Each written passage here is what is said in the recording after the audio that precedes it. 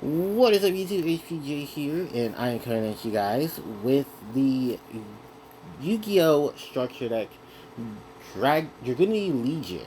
This is the first structure deck for the Dragunity archetype, and if you're in the TCG, it's the only one you got because the TCG did not receive the later Dragunity R structure deck that came out in the OCG. For whatever reason, well, it's Konami. Go ask them because I can't really give you a fair answer without saying some things that are true but heinous. Anyway, we're going to be looking at the Dragunity structure deck from the OCG in TCG to celebrate the 15th anniversary of it here in the TCG. I actually didn't remember this was actually 15 years old because I was so preoccupied with talking about another franchise's release during this year within the same month, within the smiles that it has. Yeah, I'm talking about Generation 5 of Pokemon, because holy crap, I did not think uh, Generation 5 is literally that old. Yeah, it's literally 15 years old as of um, March 10th. So I think I picked Pokemon over Generation. I think I picked Gen 5 over this Dragunity structure deck, or I probably picked the pieces of it, and then just went ahead and played, Pokemon, because Pokemon. So, Dragunity's Legion and Dragunity Drive, as it's known in the OCG, has a cover monster known as Dragunity Armed Leviathan. And the thing about both of these structure decks is that there's no synchros in it. There's tuners, no synchros. An archetype that is built on synchro summoning did not have any synchros in it, but utilized the mechanic of its own archetype to help set up for the synchro summons of synchro monsters in which you have to get from product that previously came out.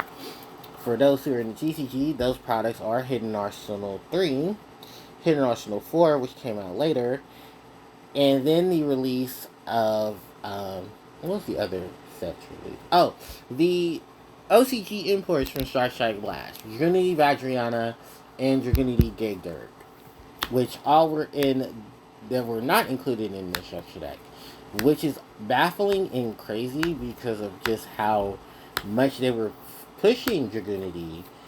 And then it was just like, yeah, we kind of didn't include all the pieces you needed. And then it's like, yeah, typical TCG and OCG. So, yeah, I want to read off the deck list. I mean, the list of the structure deck because I think that's very much important. Because there were actually cards removed from the TCG version, and other cards had to be put into those places that were stripped from the OCG version. So, if you're in the TCG, this is what your structure deck looked like. 40 cards, 37 commons, 2 supers, 1 ultra. You had the cover monster, which was Dragunity Armed Leviathan, with 1 copy. 1 copy of Dragunity Armed Mistletoe. 1 Dragunity Acklys, 1 Dragunity Dux, Legionnaire, Tibis, Dark Spear, Millennium, Primus Polis, Brandastock, and Dragunity Javelin.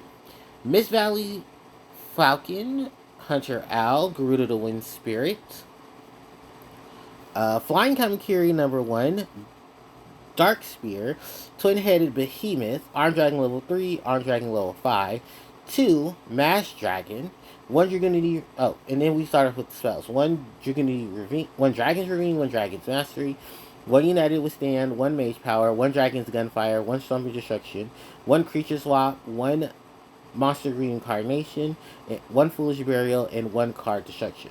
For the trap cards, 1 Windstorm of Itaqua, 1 Revival Monster, 1 Legacy of Yatagarasu, 1 Final Attack Order, 1 Mirror Force, 1 Dragon's Roar, no, 1 Dragon's Rage, 1 Bottomless Trap Hole, 1 Spiritual Wind Art Miyabi, and 1 Icarus Attack.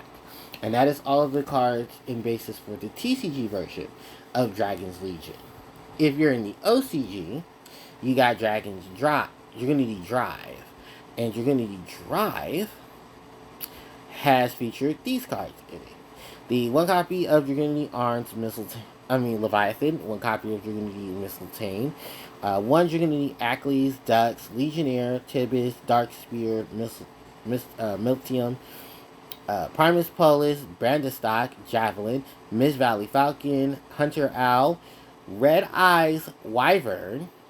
That's right, you hear me. Red Eyes Wyvern. Garuda the Wind Spirit. Flying Kamakiri number 1. Armed Dragon level 3. Armed Dragon level 5. 2 Mass Dragons. Dragunity Ravine. Dragon's Ravine, Dragon Mastery. I'm sorry, not Miss Valley. Mage Power. Dragon's Gunfire. Stomping Destruction. Creature Swap. Monster Reincarnation, Ruthless Denial, Foolish Burial, Card Destruction, Windstorm of Itaqua, Revival Monster, Legacy of Yatagarasu, The Selection, Mirror Force, Dragon's Rage, Battle of the Trap Hole, Spiritual Wind Art Miyabi, Icarus Attack, and Malevolent Catastrophe. As you can tell, yes, there were multiple cards difference between the TCG version and the OCG version. Basically, all the monsters were pretty much there, and most of the spells and traps had changed. For instance, actually, there were monsters that were changed as well. I don't know why I didn't include them. First off, is Red Eyes Wyvern was stripped from the TCG version and only kept in the OCG. Red Eyes Wyvern was basically a monster that, while it was in the graveyard, at the end of the turn in which you didn't such summon the monster, you can such summon a Red Eyes monster from your deck to the field, i.e., Red Eyes Darkness Metal Dragon, or Red MD as he's known.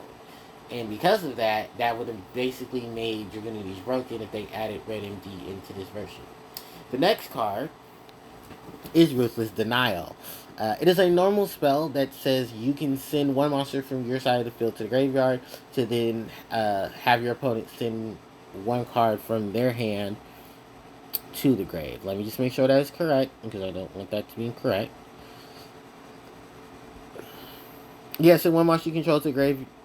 Select one monster you control, send to the graveyard, send one random card from your opponent's hand to the graveyard. It's got a picture of what seems to be football players running through another football team, trying to get to the other side of the field. This card is actually a pretty good card if you use it in particular decks. One particular is Fortune Lady, because this will actually trigger Fortune Lady Light's effect and allow her to such a summon another Fortune Lady from the deck. Something that I didn't learn until years later after, in which the Fortune Lady archetype itself didn't have too many support cards, was definitely just running off of indie fields and spellcaster support, up until 2019, where it got its own support and got more support added to its archetype. And I have to honestly say, yeah, Ruthless Denial is definitely a really good card for Fortune Lady, especially considering it helps with Fortune Lady Light. In Dragunities, I think it was really just supposed to help you send certain cards to the graveyard to be able to use them later on for the abilities of the Dragunity monsters, if not helping with other cards' abilities to bring some of those Dragunity cards back. Now, in regards to it, the next card up that was changed was the Selection. This is a trap card that I believe was replaced with Final Attack Order. The Selection is a counter trap that states, when your opponent, pay 1,000 of your life points to negate the summon of a monster that has the same type as a monster on the field and destroy it.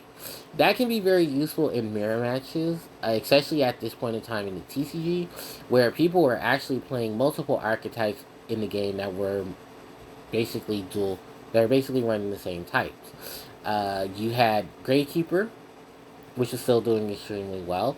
So having a card like this when spellcasters on the field and negate the summon of a spellcaster.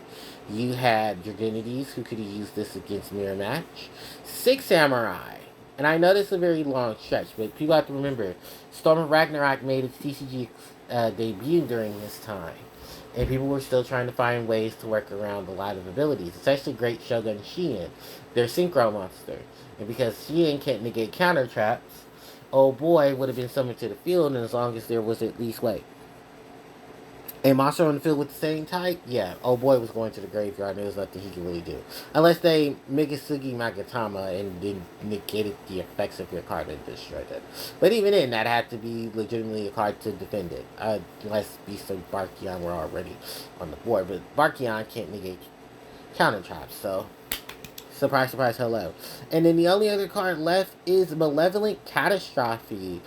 Which, funny enough, fun fact about this card, it was stripped from the Dragunity structure deck, but given to Merrick structure deck in the TCG version. Yeah, they moved it to a few months earlier to meet into Merrick structure deck that was released in the TCG. Malevolent Catastrophe is a trap card that says during the battle phase, if a monster attacks, you can destroy all spells and trap cards on the field. Oh, I'm sorry, when the opponent's monster declares an attack, destroys all spells and trap cards on the field. And it's basically just a weird battle variant of Heavy Storm.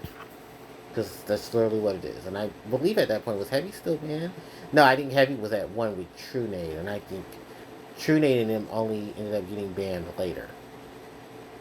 Yeah, well, True Nade got banned before Heavy, because they banned Heavy and then brought Heavy back and then banned True Nade, and then they banned Heavy later on. But whole different scenario. Anyway, yeah, it's basically that synopsis of cards that were changed. Another thing that was pointed out was that Dragunity Phalanx, one of the biggest stars of the Dragunity archetype, because it has the ability to search summon itself while it was put to a Dragunity monster, was excluded from both TCG and OCG versions and did not receive a reprint till years later, months later, I believe. Only because of the fact that, yeah, they were really trying to still push that hidden arsenal that Phalanx was in, and they didn't want their moneymaker being in the structure deck, which was basically what a lot of people were hoping for in terms of the changes in TCG.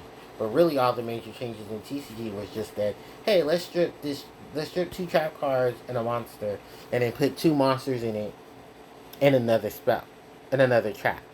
Because Final Attack Order, Twin-Headed Behemoth, and Spirit Dragon were the cards replacing cards in the TCG's version.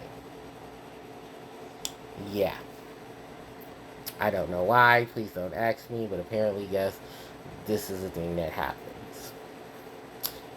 And to be fair, I mean, there's a lot of things that were in the structure that they definitely need fixing, I'm not going to lie.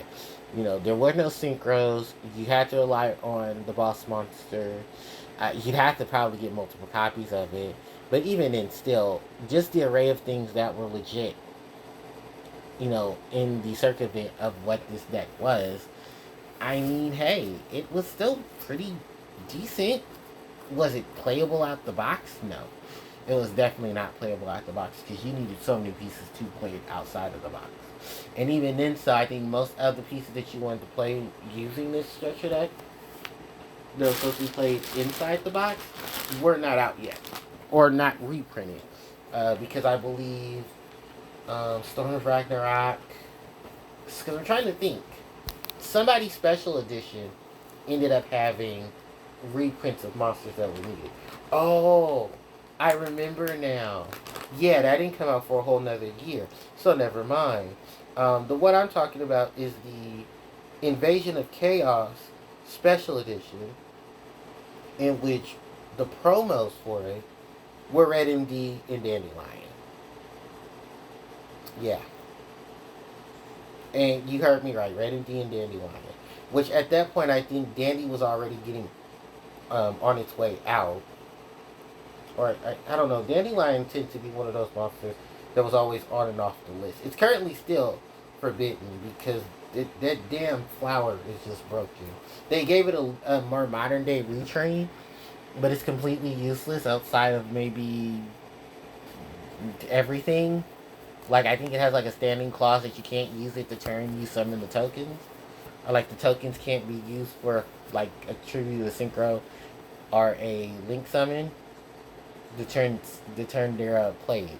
So yeah, they kind of knew what they were doing with that. And then just looking at most of the bases of it, I am thinking now there is one strategy that did help Dragunity's on in this variation. Because the broken field spell, I think because we didn't even talk about that yet. We gotta talk about Dragon's Ravine. Probably one of the biggest support cards for dragons overall came in this structure deck, which was a field spell.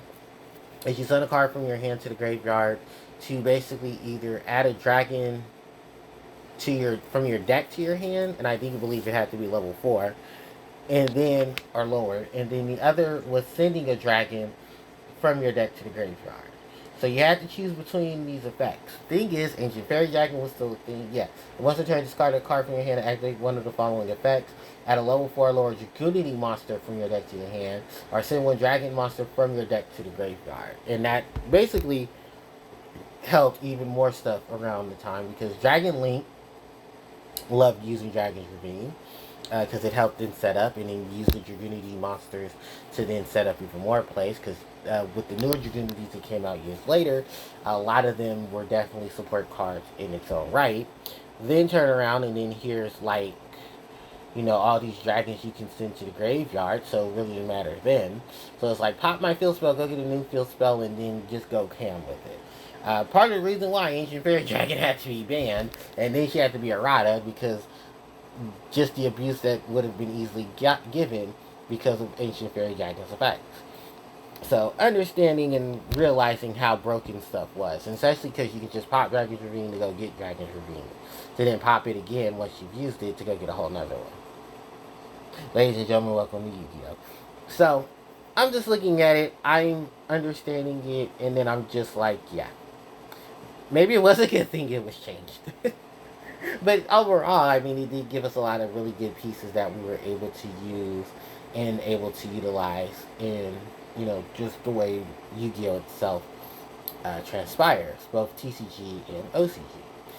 So yeah, I just wanted to do this video to just talk about Dragunity Legion and, you know, just the crazy amount of stuff that circumvented this deck. But I'm sure many of you, if you're interested in looking it up, go right ahead. There's tons of websites that will point it out to you. And I'm just pretty much using a wiki just to get everything together. But yeah, it's, you know, happy 15th to the Dragunity structure deck, Dragunity Legion. And I will probably just keep you guys informed of other stuff that's going on in Yu-Gi-Oh! As much as I possibly can. Still stay tuned because I have, what was it? Oh, I have the Strike Striker stuff coming within the next 2 weeks. So hopefully I get it soon. And then I can do that video as well. But thank you guys so much for watching. I really appreciate it. Don't forget to like, comment, share, subscribe. And I will see you guys next time. HBJ, signing out. Take care. Bye-bye.